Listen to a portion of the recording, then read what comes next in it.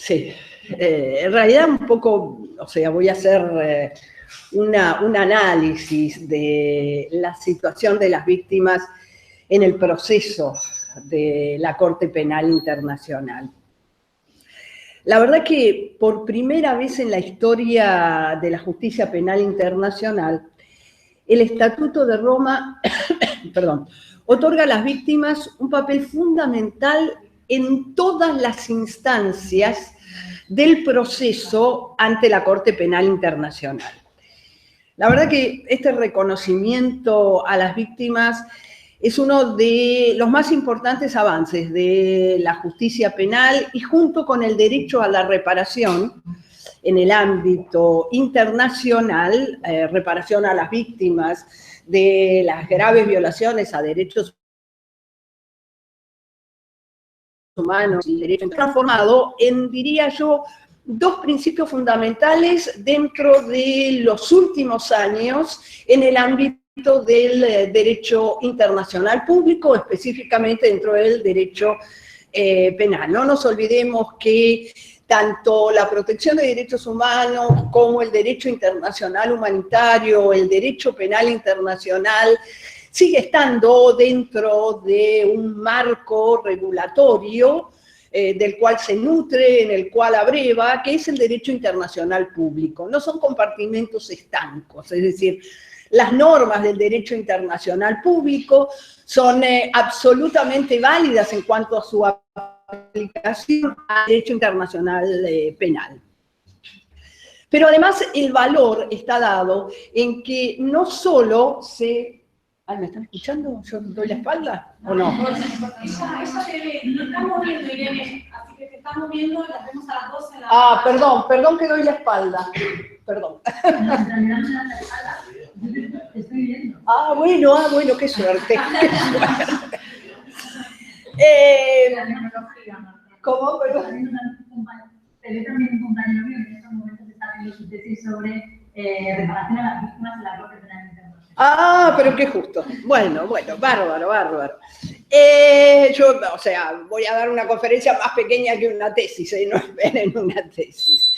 Les decía que es importante la labor de la Corte Penal Internacional, no solo en cuanto al reconocimiento de la víctima o las víctimas de la violación, sino a las víctimas directas de la violación, sino también comprende el concepto de víctimas indirectas, es decir, en aquellas que ven también, ¿no es así?, resquebrajados sus derechos, vulnerados sus derechos como efecto o a consecuencia del daño que se infringe a la víctima directa. Es decir, con un lenguaje simple podríamos decir, el golpe se dirige a una persona, pero afecta a muchas más, no solo a una.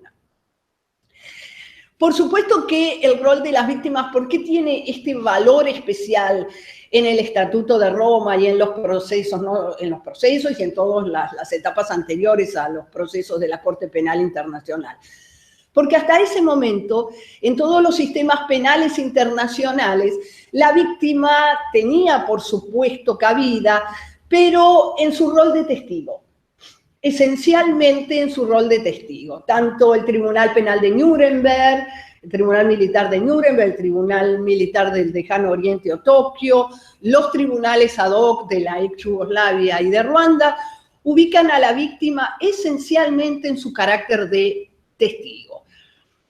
Y la Corte le da, obviamente, la prerrogativa de participar en todas las instancias del proceso de la Corte. Pero además también, no solo le da la posibilidad de participar, sino también un elemento muy importante como es la reparación. La reparación a los daños sufridos, incluyendo el derecho a la restitución, a la indemnización y el derecho a la rehabilitación. Que a lo mejor a nosotros en el ámbito latinoamericano y a la luz de la Corte Interamericana de Derechos Humanos y de algunos procedimientos judiciales en las sociedades nacionales, no nos resulte tan extraño esta terminología o este proceso, pero quizás en el ámbito internacional ha sido mucho más difícil de instaurar. Por eso quizás en todo el proceso de elaboración del Estatuto de Roma había un diálogo común en todos los estados latinoamericanos que han vivido graves violaciones a los derechos humanos y muchos de ellos han podido indudablemente establecer un proceso de juzgamiento para los responsables de haber realizado las flagrantes violaciones a los derechos humanos. El Estatuto de Roma reconoce a las víctimas el derecho a participar en todos los procesos judiciales, tienen facultad de presentar sus prerrogativas, sus opiniones, observaciones en todas las fases del proceso, siempre, como tal dice el estatuto, no redunde en detrimento de los derechos del acusado o de un juicio justo e imparcial, ni sea incompatible con esto. Porque, por cierto, se sigue manteniendo el valor de un juicio justo y de la defensa en juicio, aún para aquellos que cometieron las mayores atrocidades a la luz de los derechos humanos o a la luz del derecho internacional humanitario. Pero además, el estatuto también establece en un artículo específico que va a ser la Corte Penal Internacional y no las víctimas quien tendrá la facultad de determinar en qué fases del juicio las víctimas podrán participar según una consideración conveniente a la luz de lo establecido por la Corte y sobre todo también a la luz de mantener un proceso ordenado dentro de toda la reglamentación que rige o que se desprende de la aplicación de la Corte Penal Internacional. Si bien es cierto, la Corte no puede negar a las víctimas el derecho de participar sin justificación alguna, si las salas están facultadas, las salas que forman parte de la Corte Penal Internacional, están claramente facultadas a determinar en la forma y en la etapa precisa que esas víctimas pueden participar. Vean ustedes, en realidad, justamente, no es en el Estatuto de la Corte. El Estatuto de la Corte habla de víctimas. Víctimas en particular, víctimas en general. Va a ser las reglas de procedimiento y prueba, que es otro de los marcos regulatorios en los cuales se basa la Corte Penal Internacional, la que determine cuál es la definición de víctima. O sea, todas aquellas personas naturales que hayan sufrido un daño como consecuencia de la comisión de algún crimen de competencia de la Corte. Obviamente, ustedes recuerdan muy bien los crímenes de competencia de la Corte, el crimen de genocidio, el de humanidad, el crimen de guerra o los crímenes de guerra y el crimen de agresión. Pero además también agrega que por víctima se ha de entender a todas las organizaciones e instituciones que hayan sufrido daños directos. Algunos de sus bienes y que estuvieran dedicados a fines religiosos, a fines culturales, que fueran considerados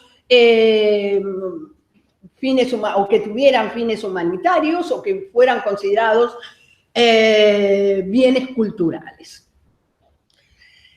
En uno de los primeros casos, el primer caso en realidad que la Corte desarrolla su proceso conforme a todas estas normas, que es el caso de Tomás Lubangarilo,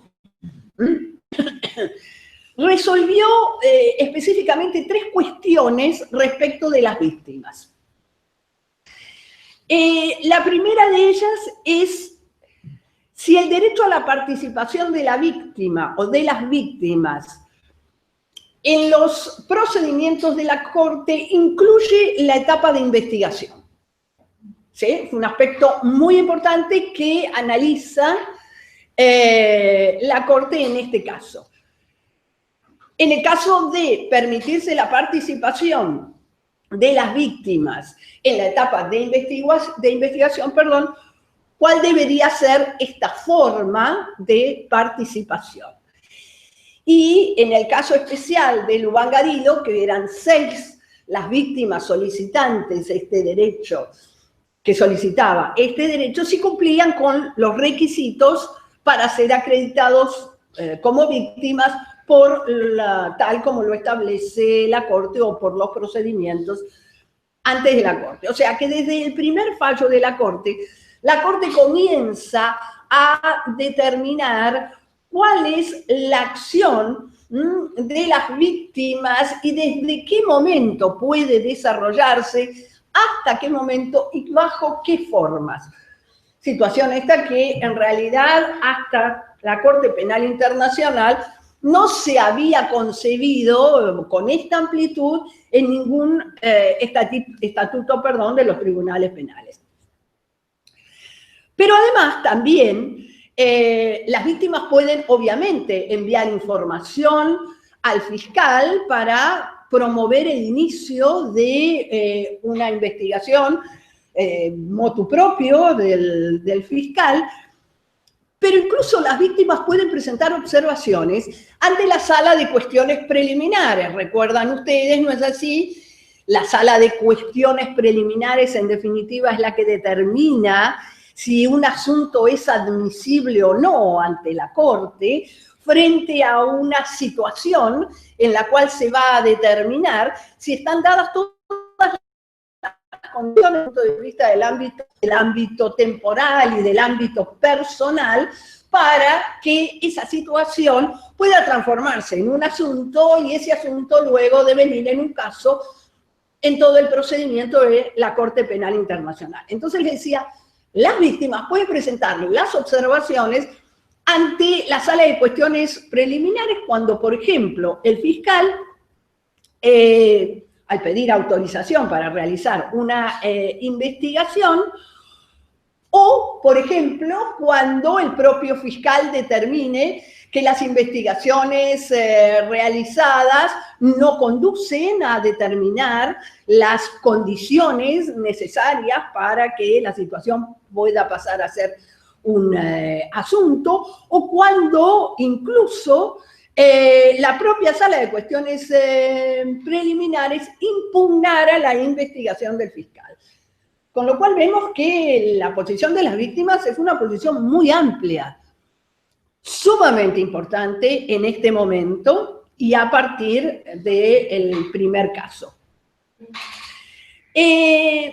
Incluso el fiscal, cuando una situación de crisis es remitida, ya sea por el Consejo de Seguridad o por un Estado, el fiscal tiene la obligación de notificar a las víctimas respecto de esa situación, o incluso tiene la obligación, la sala de cuestiones preliminares, de notificar a las víctimas cuando decide fijar la audiencia para confirmar los cargos del acusado conforme lo establece el estatuto.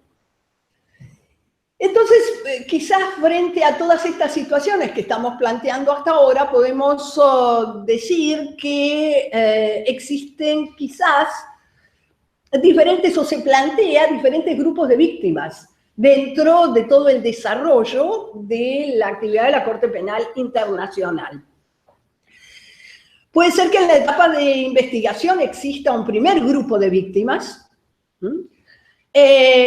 luego las víctimas de la situación, que a veces se las conoce con el término las víctimas de la situación, una segunda etapa de las víctimas que se reduciría a aquellas que alegan ser víctimas directas de las graves violaciones que se le imputa a un responsable por los crímenes, y finalmente un tercer grupo de víctimas que son las víctimas específicas del condenado, del imputado. Es decir, ya una vez llevado a cabo el juicio. La realidad es que esta es una quizás diferenciación al efecto de determinar que en algunos casos aquellos que se consideraban víctimas en determinada situación, si la situación no cumple las condiciones, obviamente ya no van a tener para la Corte Penal Internacional ese carácter de víctima. No quiere decir que si la Sala de Cuestiones Preliminares considera que no es admisible el caso porque está siendo juzgado o ha sido juzgado en el ámbito nacional del imputado de las violaciones, las víctimas no tengan ese carácter, obviamente, dentro de ese proceso. Pero estamos haciendo referencia a las víctimas dentro del proceso de la Corte Penal Internacional. Íntimamente ligado al derecho de participación, se encuentra ligado el derecho a una representación legal. Y este derecho debe ser ejercido en cualquier momento procesal por los representantes legales de las víctimas. Es un derecho en realidad accesorio al derecho a la participación y la víctima puede elegir libremente su representante legal. En algunos casos, cuando el número de víctimas es bastante elevado, el caso Bemba Gombo, hubo 5.000 víctimas que se presentaron en el caso, 5.000. Lo que hace esencialmente la Corte es permitir la figura de la representación común para las víctimas, para esencialmente establecer un orden procesal. Por otro lado, y muy importante, la Secretaría es la que ha tenido a su cargo la misión de establecer la Oficina Pública de Defensa de las Víctimas, para promover el acceso de estas a las Cortes y apoyar a sus representantes legales. Incluso hay un manual para los representantes legales sumamente interesante, elaborado por la Corte Penal Internacional a la luz de la acción de la Secretaría, en la cual es como una especie de ayuda a los efectos tanto para la víctima como para sus representantes legales en cuanto a todos los caminos a seguir. Un procedimiento judicial es engorroso, eso es real, sobre todo en estas situaciones, muchas de ellas consecuencias de conflictos armados, sobre todo conflictos armados no internacionales. Pero esto no quiere decir que el procedimiento deba convertirse en algo imposible para las víctimas. Es por ello que la Corte ha establecido todos estos mecanismos para poder allanar el camino de la víctima y que sea menos doloroso de lo que obviamente es ya ser víctima de una grave violación de derechos humanos o de violaciones del derecho internacional humanitario. A su vez, otro derecho ligado a la participación y a la representación legal muy importante es el derecho a la notificación. Una vez que las víctimas sean reconocidas como tales ante la Corte, las víctimas tienen derecho, ya sea directamente o a través de sus representantes legales, a ser notificadas e informadas del avance del procedimiento, de las decisiones de las salas correspondientes, de las audiencias, de la imposición de recursos o la interposición de recursos y de cualquier otra diligencia que sea vital e importante para el derecho de las víctimas. Además, sobre el ejercicio del derecho a la participación, también es importante mencionar que a los jueces se les ha dado la facultad de rechazar una solicitud de participación, las víctimas presentan, no es decir, una solicitud de participación, si consideran que en ella no se ha acreditado la calidad de víctima frente a la Corte de acuerdo a los requisitos exigidos por esta. A su vez, si bien puede darse esta facultad específica de alguna sala, no quiere decir que la víctima en una instancia ulterior no pueda volver a presentarse, no tenga el derecho de presentarse e incluso el derecho de retirar su solicitud de participación en cualquier momento si así lo considera conveniente. Hablamos de, o mencionamos, el derecho de participación de las víctimas, íntimamente ligado o como accesorios el derecho de representación, el derecho de notificación. Y la Corte también ha desarrollado todo un régimen sobre el derecho de protección a las víctimas, que también se ha desarrollado el derecho de protección para los testigos. Pero esencialmente nosotros nos enfrascamos en lo que es el derecho de la víctima. También está regulado en el Estatuto de Roma, ¿no es así? Y en las reglas de procedimiento.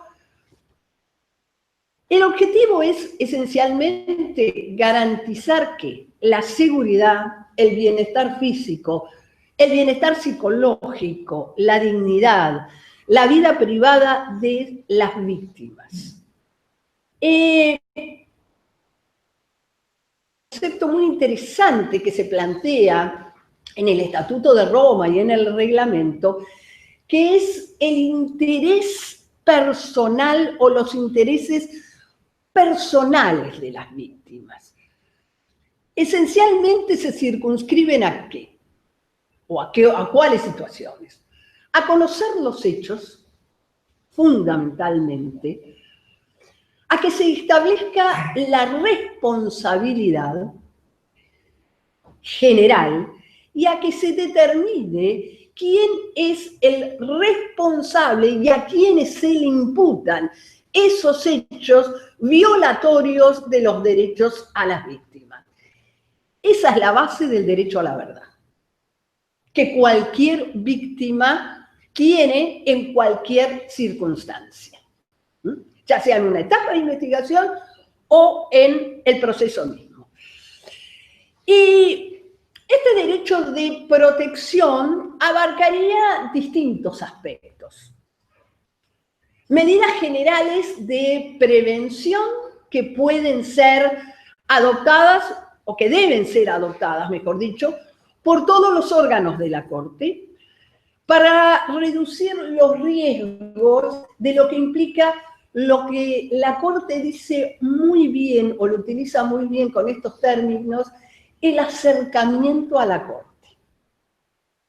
Acercamiento como una necesidad de aproximación para plantear situaciones en que la víctima, en muchos casos, necesita una comprensión y necesita que se la escuche.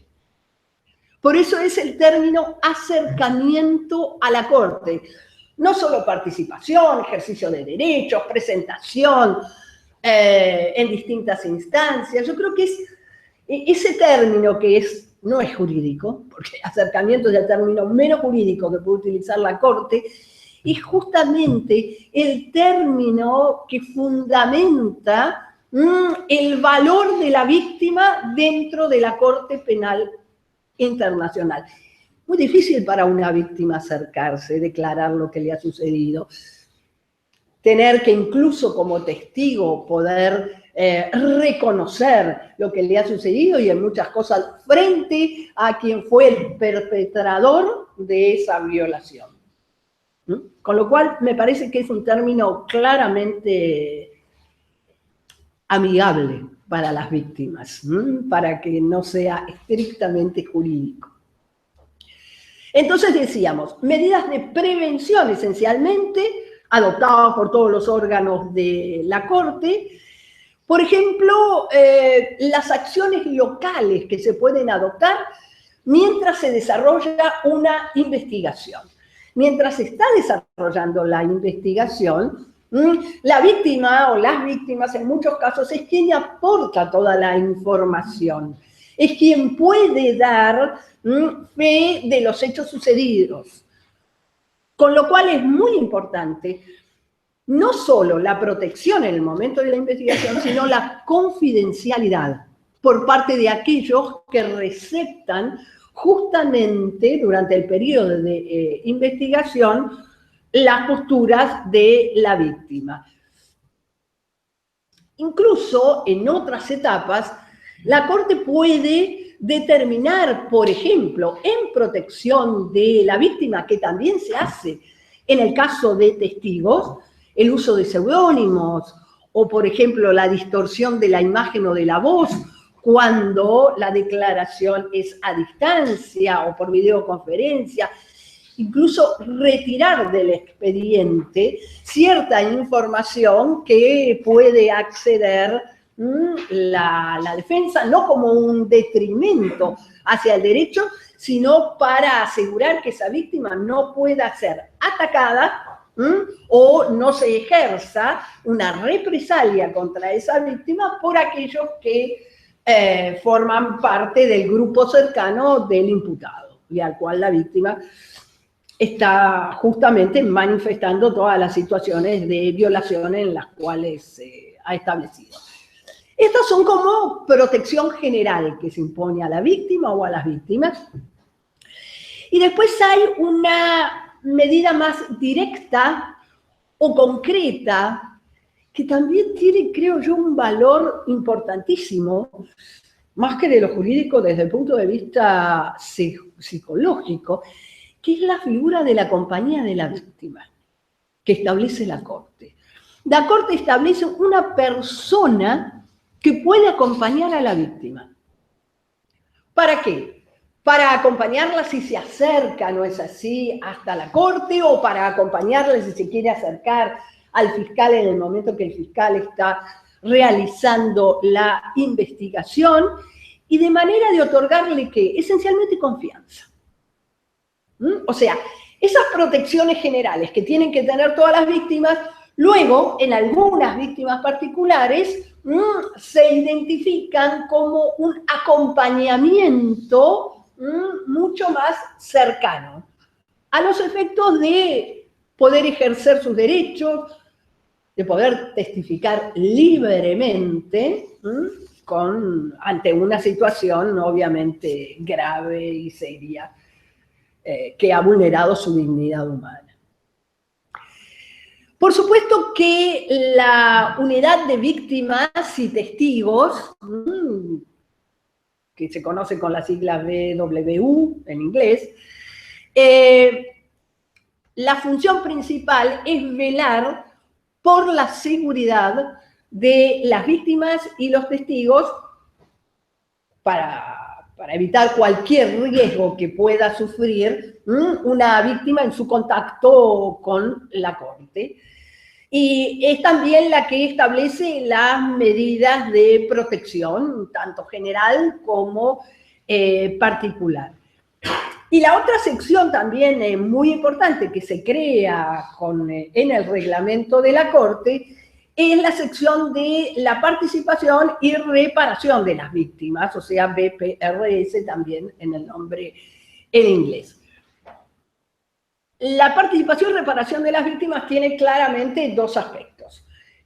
Facilitar el ejercicio del derecho a la participación a las víctimas y solicitar la reparación. Esta sección está especialmente encargada de recibir todas las solicitudes y de informar y elevar todas esas solicitudes a la sala correspondiente donde se está desarrollando el mismo proceso. Y así también puede presentar esta sección observaciones a la sala que le puedan ser requeridas para claramente facilitar la decisión de la Corte. O sea que la labor tienen una labor muy importante, tanto la unidad de víctimas y testigos como la sección para la participación y reparación de las víctimas. Por supuesto que la reparación es una cuestión vital, de vital importancia para las víctimas. No es la única, pero sí es un elemento de vital importancia para las víctimas, sobre todo cuando esas víctimas han perdido no solo su contexto familiar, sino también su contexto social. Sobre todo en África, la mayoría de procesos, no es decir, que se han desarrollado, hacen referencia a conflictos armados en África, a violaciones de los derechos humanos en África, donde también hay toda una idiosincrasia muy importante de pertenencia de la población a determinados grupos, muy importante del valor de la familia para esos grupos. Y en muchos casos, muchas víctimas quedan absolutamente solas, sin ningún ámbito familiar, en muchos casos niños, que puedan seguir conteniéndolo y que sean como un referente especial para poder seguir desarrollando. Con lo cual, la reparación ayuda en muchos casos a poder volver a establecer ese entramado y ese tejido social destruido claramente en estas situaciones. En realidad, el derecho de reparación es independiente del derecho de participación. Una víctima no participar, pero está facultada a solicitar la reparación. Es decir, un derecho no presupone necesariamente el cumplimiento o el ejercicio de otro derecho anterior. Porque hay muchas víctimas que no pueden participar en el procedimiento, no están interesadas o no tomaron conocimiento de todo el procedimiento, pero sí, obviamente, pueden ejercer el derecho de reparación del daño. Las víctimas que requieren una reparación, obviamente, tienen que seguir un formato, por eso hay un representante legal, por eso hay un asesoramiento legal, tienen que seguir un formato especial, un formato estándar a los efectos de requerir o de solicitar la reparación. Esencialmente, este formato está reglado o ha sido establecido por la Secretaría de la Corte. Las víctimas obviamente deben presentar un informe del daño que se le ha causado y el tipo de reparación solicitada. No es una cuestión amplia o general, se requiere una reparación. Se determina qué tipo de reparación. Y de ser posible, aunque no indispensable, los datos del presunto responsable y testigos en el caso de conocerlos o cualquier otro aspecto que pueda servir. La Corte, para fundamentar sus decisiones, tomó, me parece, una postura muy interesante, sobre todo para no crear un sistema endogámico que solo la Corte o solamente lo establecido por la Corte, y es así que tomó estándares internacionales que ya existen en el derecho internacional, y tomó, por ejemplo, un estándar muy importante, que son una serie de principios adoptados por la Asamblea General de las Naciones Unidas en el año 1985, que son los principios y directrices básicos sobre el derecho de las víctimas de violaciones manifiestas de las normas internacionales de derechos humanos violaciones graves al derecho internacional humanitario. Es en el año 1985, como consecuencia de todas las situaciones que se iban planteando en el ámbito internacional, no solo a la luz de violaciones del derecho humanitario, sino flagrantes violaciones de los derechos humanos, que muchas veces se dan en el ámbito interno de los estados y a veces es mucho más difícil que determinar las violaciones a la luz del derecho internacional humanitario, pero no menos graves, ¿no es así? Y que no afectan, o que afectan especialmente a un gran número de personas. Entonces, ¿qué puede hacer la Corte? Y la Corte puede determinar que la persona condenada repare el daño en sus bienes y o utilizar el fondo fiduciario en favor de las víctimas. Creo que la doctora les ha hablado del fondo fiduciario, ¿no es así? Yo, la verdad, voy a hacer algunas referencias del fondo fiduciario, pero me interesaría a mí, y no sé si ella lo habló también, hablarles sobre el mandato de asistencia.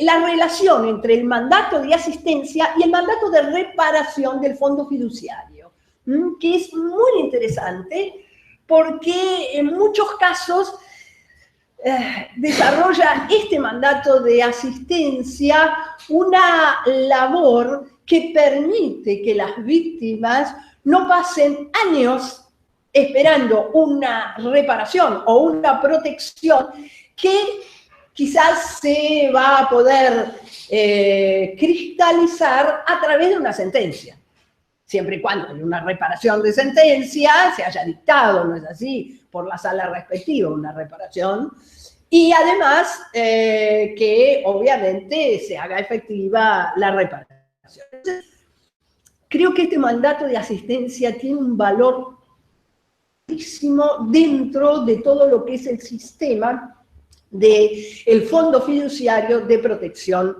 a las Víctimas. Bueno, ustedes saben que en realidad este Fondo Fiduciario ha sido creado por la Asamblea de Estados Partes dentro de la Corte Penal Internacional y cómo se, diríamos, nutre este fondo fiduciario para poder establecer luego las reparaciones respectivas. Bueno, obviamente la primera forma son las confiscaciones que pueden realizar, porque por lo general, no todos, pero una gran mayoría de aquellos que son imputados y condenados en la Corte Penal Internacional son personas que tienen una riqueza considerable. Algunos presidentes y vicepresidentes, ¿no es así? Con lo cual es importante la confiscación de bienes de aquellos que han perpetrado este tipo de derechos. Y con las contribuciones voluntarias de los estados, que también existen, y que son válidas, y que son importantes, a los efectos de establecer, y en cierto modo como a veces es difícil demostrar empatía o demostrar un sentido de apoyo que no supere solo las palabras para los estados. Con lo cual, sobre todo cuando hay un gran número de víctimas a la luz de violaciones de derechos humanos o de conflictos armados. Por lo tanto, esta contribución, aunque sea pecuniaria, es muy importante, porque esta contribución pecuniaria puede dar de comer a numerosas víctimas, puede rehabilitar a numerosas víctimas. Las declaraciones son muy importantes como valor ético, pero también se requiere en la práctica los elementos que permitan reincorporar a esa cantidad de población víctima de graves violaciones a una vida normal. A una vida normal. Entonces, este mandato mandato de asistencia, en muchos casos, en la mayoría de casos, se aplica antes de que exista una sentencia de reparación, antes de que exista una decisión de reparación por parte de la Corte. Y generalmente, ¿en qué consiste? Consiste en otorgar servicios de readaptación física, material de apoyo, rehabilitación psicológica a las víctimas y a los familiares. Por supuesto que la mayor diferencia que se establece entre el Fondo Fiduciario de Reparación y el mandato de asistencia es que la ayuda del mandato de asistencia, yo diría que es más rápida y oportuna para las víctimas. Es más rápida y oportuna para las víctimas. Los niños o las personas que han sufrido amputaciones por haber pisado minas, residuos de guerra o restos de guerra, ¿no es así? O porque han sido atacados, violando el principio, obviamente, de imposibilidad de considerar a la población civil como un objetivo directo o un objeto directo del ataque, difícilmente puedan esperar años hasta lograr la reparación. Entonces, este mandato de asistencia ayuda considerablemente a avanzar en el apoyo, avanzar en la protección. Y además ayuda a, diríamos, a poder apoyar a víctimas en un campo mucho más amplio. Porque la víctima que por ahí pide la reparación es la víctima, o que sí pudo haber intervenido en situaciones anteriores en el proceso, o que la solicita al momento de dictada la condena, la sentencia, y pide una reparación. Pero quizás hay muchas víctimas que no participan. Y no hay forma de repararlos. No hay forma de que se llegue a la ayuda. No es 100% la ayuda. O muchas víctimas que todavía no hay una sentencia de la Corte. Entonces es mucho más amplia que solo el fondo de reparación que se puede establecer a través de una sentencia y de ahí esencialmente su valor. Diríamos que incluso este mandato de asistencia va más allá de las acusaciones. No están vinculadas a las acusaciones. Lo cual creo que desde ese punto de vista es más efectivo que la reparación a través del fondo. Ambas son muy valiosas. Ambas son muy valiosas, ¿no es así? Como un paso previo, diríamos, a la reparación. Pero además, el mandato de asistencia trabaja en muchos casos en el mismo ámbito de la sociedad que ha sido degradada. Con participación de organizaciones no gubernamentales,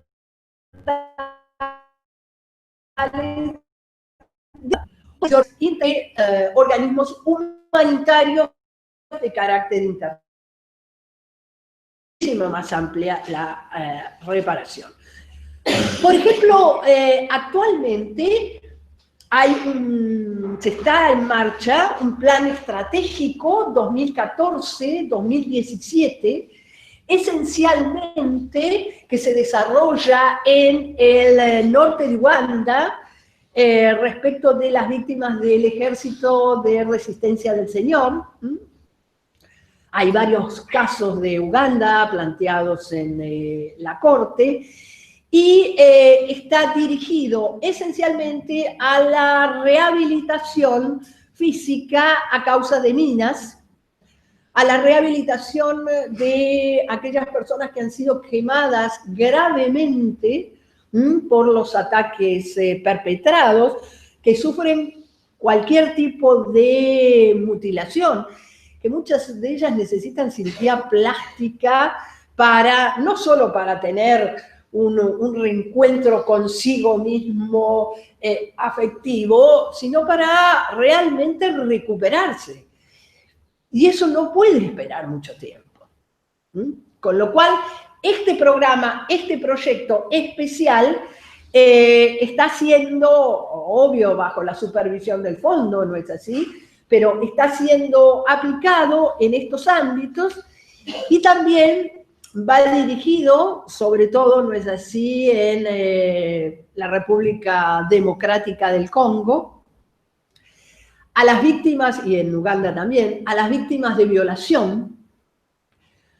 Un aspecto muy interesante de la Corte es que justamente en el caso Bemba Gombo,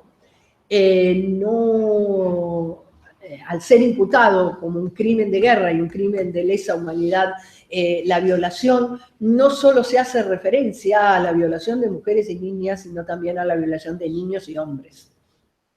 O sea, un concepto bastante más amplio de lo que se tiene como violación de género dentro del ámbito penal internacional. Entonces, a las víctimas de violación, a las niñas secuestradas por fuerzas armadas, que dan a luz en cautividad, por ejemplo. En el caso Ongwen, que es uno de los miembros del Ejército de Resistencia del Señor de Uganda, se lo ha condenado por embarazo forzado y por matrimonio forzado, como un crimen de lesa humanidad.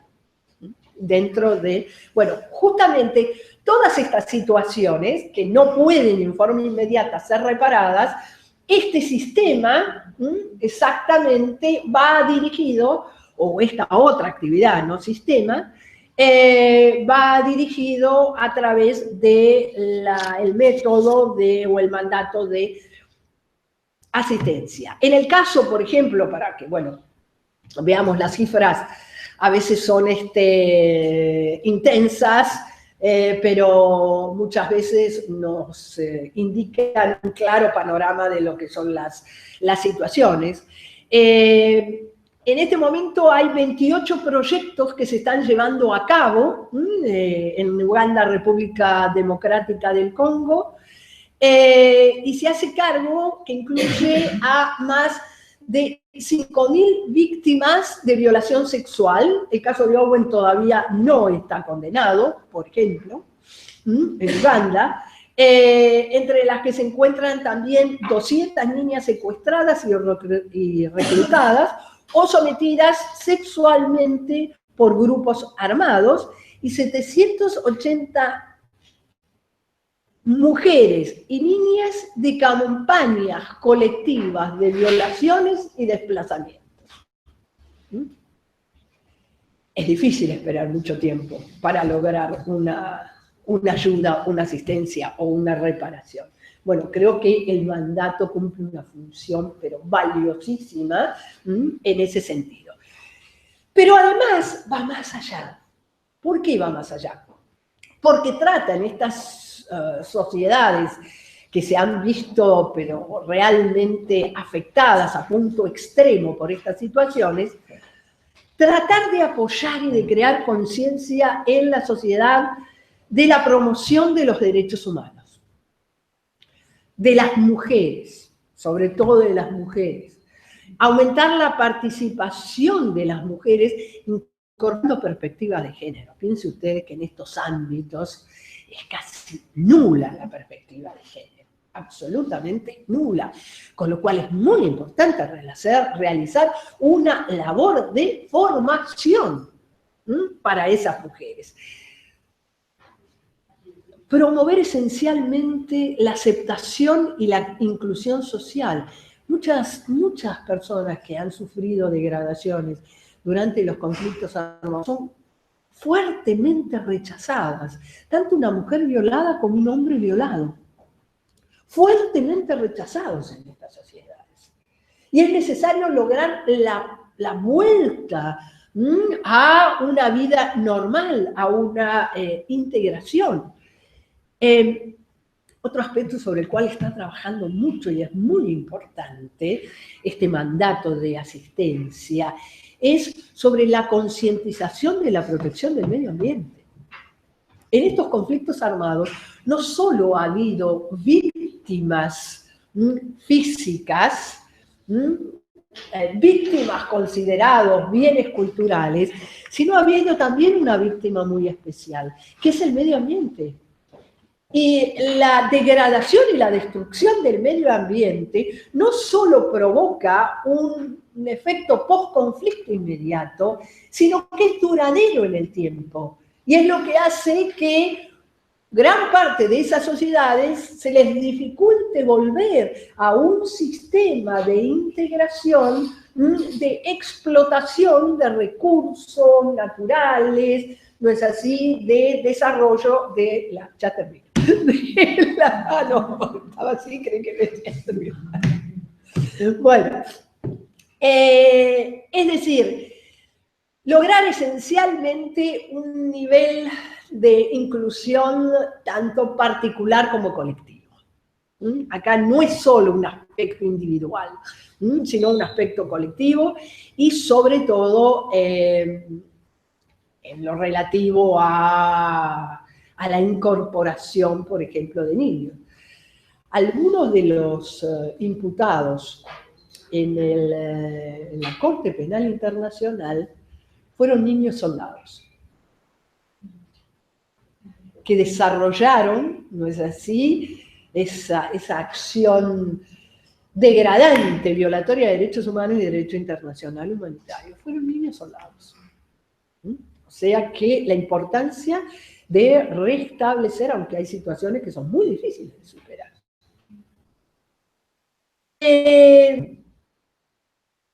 Como les decía, no solo sirve este sistema, este mecanismo de asistencia y, por supuesto, los mecanismos de reparación para asegurar un tipo de justicia de reivindicación. Para la víctima es muy importante la reivindicación también, ¿no es así?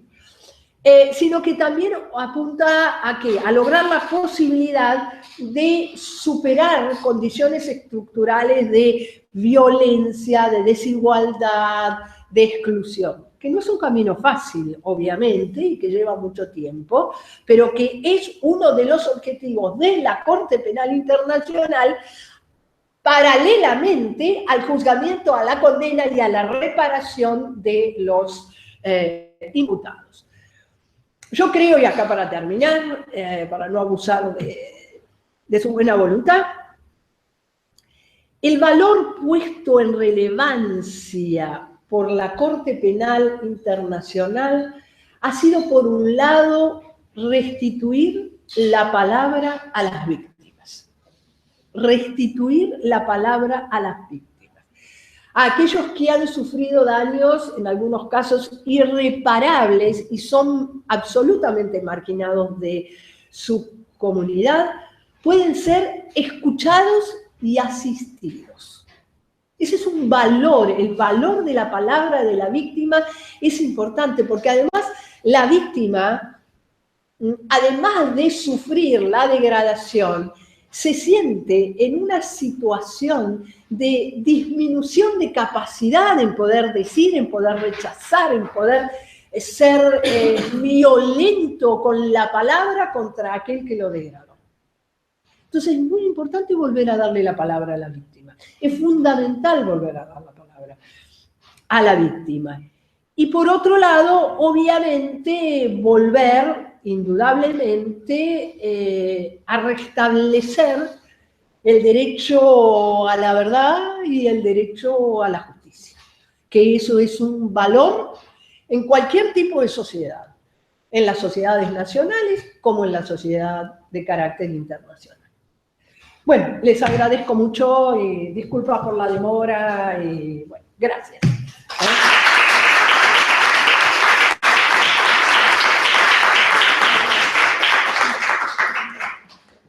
Hasta acá. Sí, sí, Irene, Ay, escuchándonos. Gracias por estar. Yo me doy vuelta. Ella te ve directamente, si no hay problema. Si alguien tiene una pregunta para hacer, o Irene quiere intervenir también para hacer una pregunta.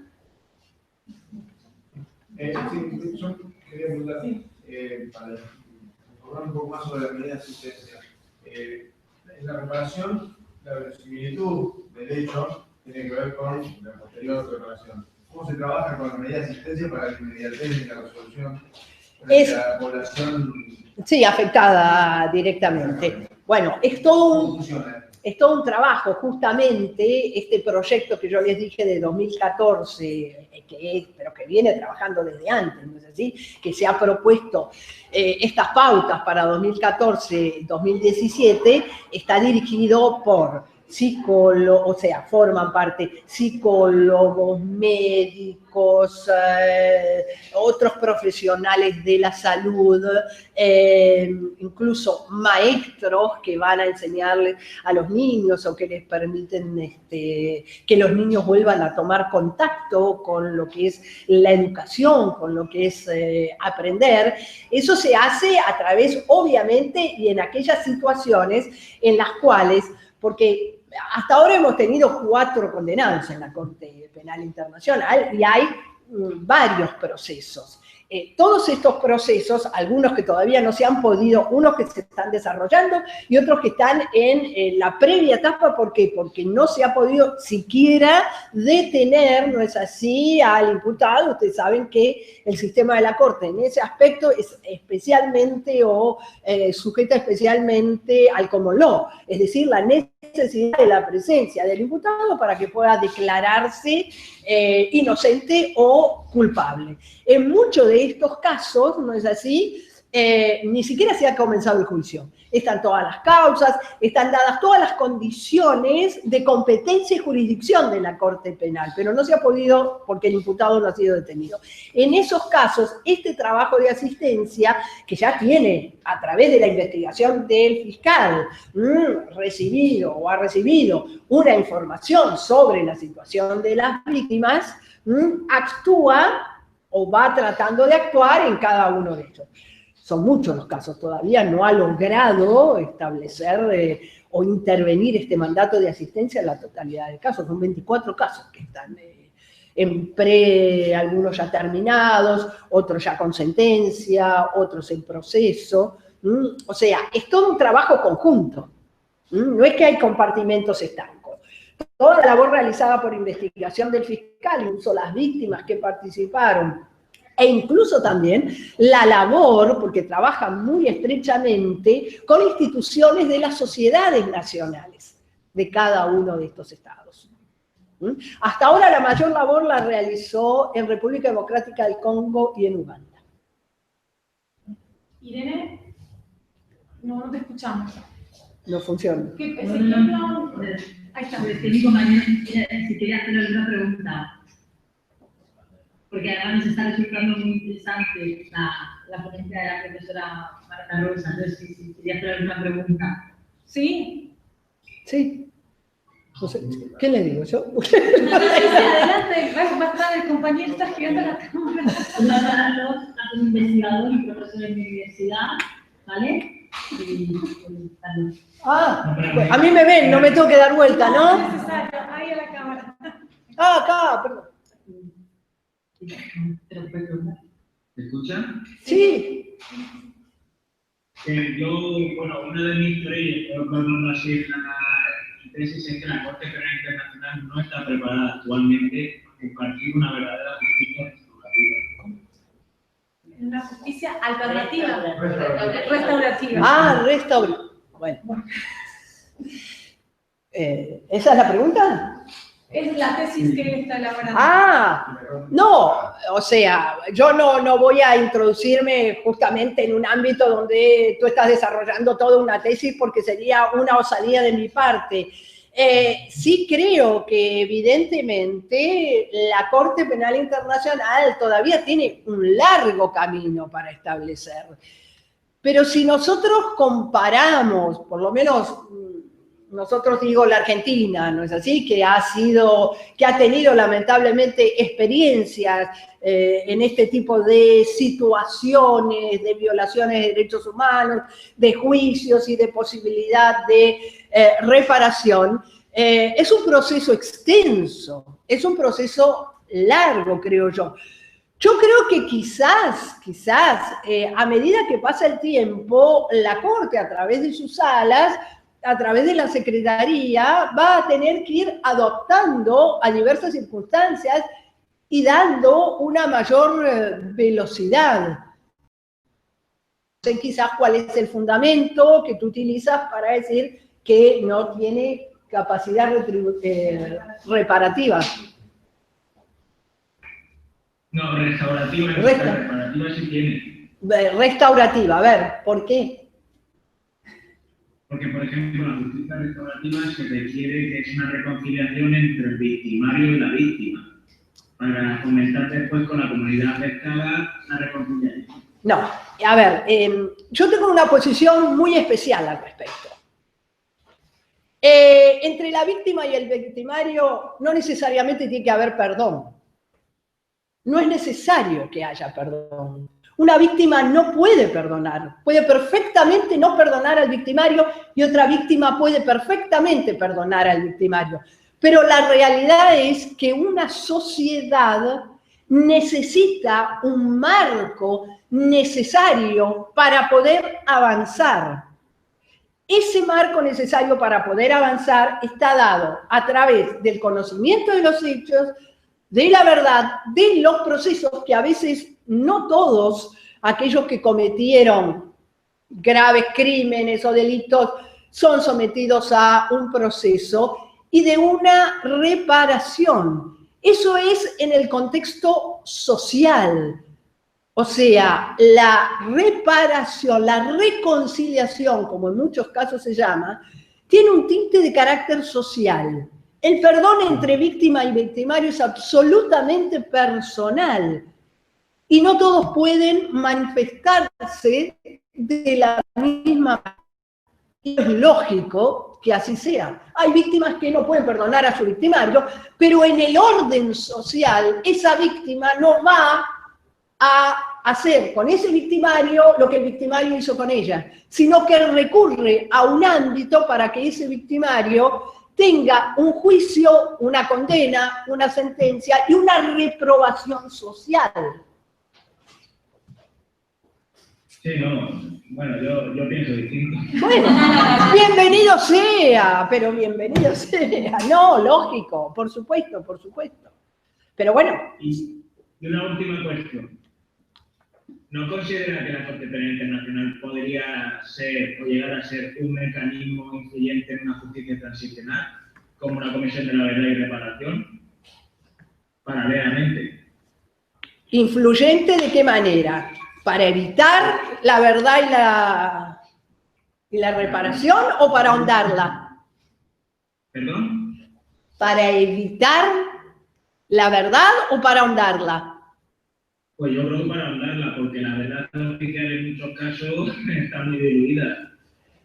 Sí, puede, perfectamente. ¿Por qué no? Miren, yo creo que son muchos los caminos que se pueden. De hecho, las sociedades recorrieron muchos caminos respecto de cómo superar su pasado, de cómo saldar su pasado.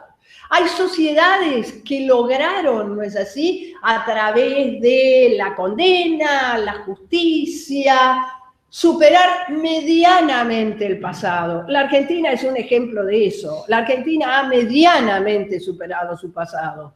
Todavía no lo ha superado totalmente, a pesar de haber habido varios juicios, varias condenas y que hay un consenso generalizado en la sociedad que estas situaciones no se pueden volver a repetir y que además estas situaciones deben ser objeto de un justo juicio y una condena.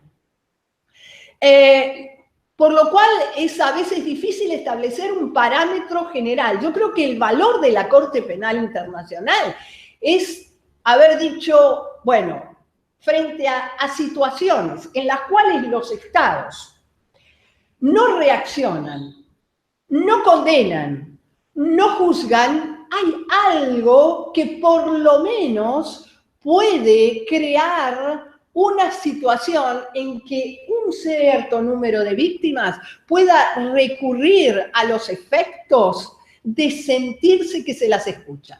Por supuesto, con todas las limitaciones que tiene la Corte en cuanto a su ámbito de aplicación material, o a su jurisdicción, o a su competencia. Eso es absolutamente real. Pero yo creo que hay muchas formas, a veces, de lograr una reconciliación, entre paréntesis, si ustedes quieren, que pura y exclusivamente un proceso de carácter penal. En algunas sociedades no se hizo proceso de carácter penal y ha logrado superar el pasado. No en todas. Muchísimas gracias. No, ustedes, por favor. Bien, ¿alguien más? Sí, venga, pregunta.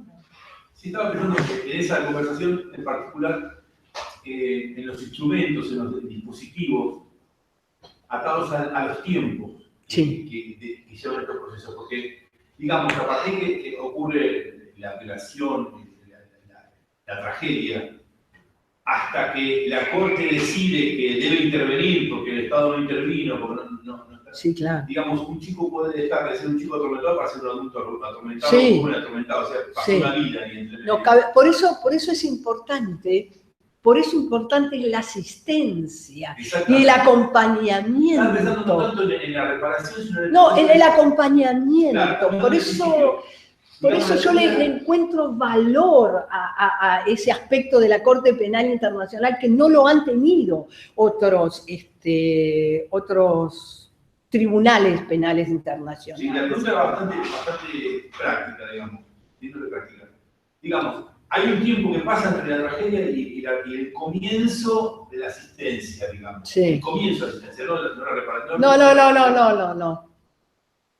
¿Han pensado algún dispositivo, están aprovechando algún dispositivo más bien táctico de intervención para parar la pelota? Digamos, bueno, a partir de ahora se paga el sufrimiento de esta gente y empiezan a por lo menos ver que más adelante pueden tener justicia, pero mientras tanto estamos deteniendo el sufrimiento en este punto. O sea, en otros momentos es un casco blanco, pero digo, Bueno, hay mire, algún recurso de intervención. el Comité Internacional de la Cruz Roja desarrolla una labor ímproba en todos estos estados, ímproba, realmente arriesgando la vida de sus propios representantes. Muchas ONG, Médicos Sin Frontera, Oxfam, que es una ONG respecto del hambre, hay toda una red de organizaciones no gubernamentales que desarrollan.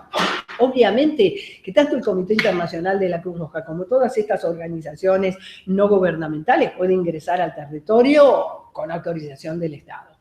Pero la realidad, o sea, no se pueden imponer al Estado. Pero la realidad que después de una situación devastadora, y aún durante el conflicto, los estados o los grupos que se oponen entre sí permiten la intervención y la acción de estas sociedades. Si no fuera, en muchos casos, por el Comité Internacional de la Cruz Roja, el número de víctimas, que ya es mucho, sería muchísimo mayor. Pero si la Corte tiene algún dispositivo asociado. No, la Corte lo que tiene es este sistema de asistencia, como este mecanismo de asistencia. Activado el caso, digamos. Sí, claro, es decir, cuando hay ya, por ejemplo, una investigación, porque desde el momento en que se realiza la investigación, el Estado, la Corte, o las víctimas, mejor dicho, tienen una presencia o un acercamiento a la Corte. Sí, bueno, hay situaciones que se están estudiando, por ejemplo, el caso de Colombia, ¿no es así? El caso de Siria, y bueno, y ahí se interviene desde el punto de vista de otro tipo de protecciones, ¿no? De la Corte. Pensemos también que la Corte es un instituto específico, ¿no es así? No tiene una potestad, una capacidad de intervención en diversas situaciones a la luz de protección de las víctimas, porque además, bueno, tiene que ser una víctima según lo establecido por la propia Corte.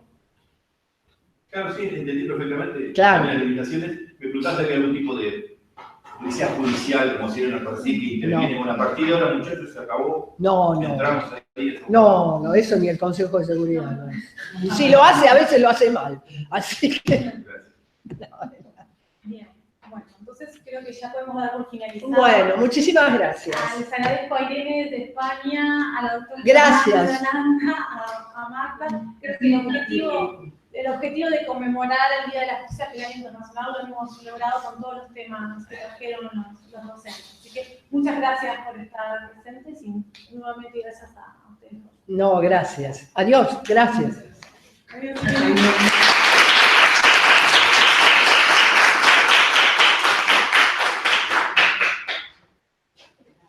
Bueno, muy bien. Muchas gracias. ¿Quieres anotar la planilla para la asistencia? Para